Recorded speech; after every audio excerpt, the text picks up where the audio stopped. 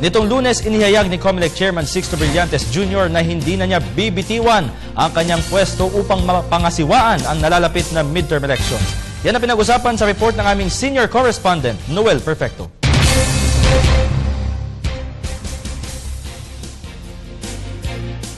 Minsang pang naunsyami ang pangarap ng mga kritiko kontra sa estilo ng pamamalakad ni COMELEC Chairman Sixto Brillantes sa Commission on Elections.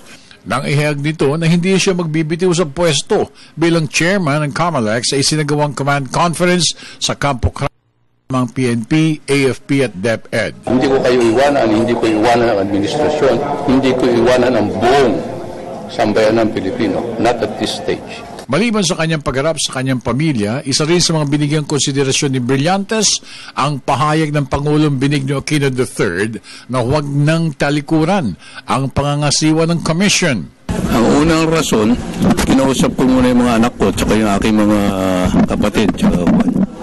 Sabi nila, tapusin ko na lang daw yung eleksyon.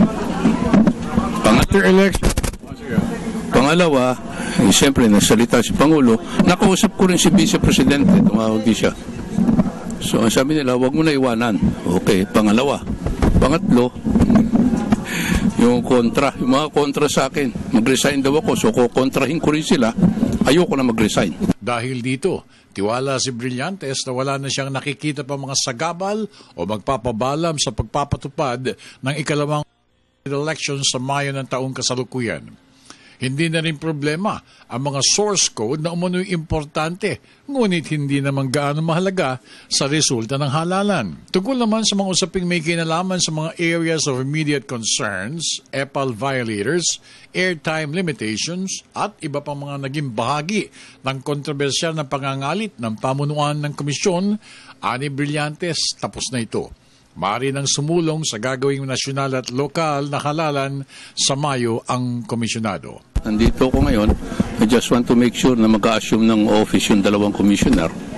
Kausap ko na si Commissioner Pareño, kausap ko rin si Commissioner Gia. They're supposed to come this afternoon. Tapos po ng halalan, wala na resignation? Hindi, pwede ako mag-break naman isipin ko. Kung tapos na halalan, tsaka successful, at yun naman ang tingin ko mangyayari, pwede naman siguro ako mag-break. Hindi naman kailangan mag-resign.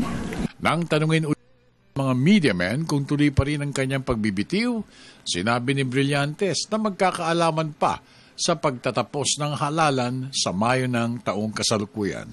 Para sa Telebisyon ng Bayan, ako naman si Noel Perfecto.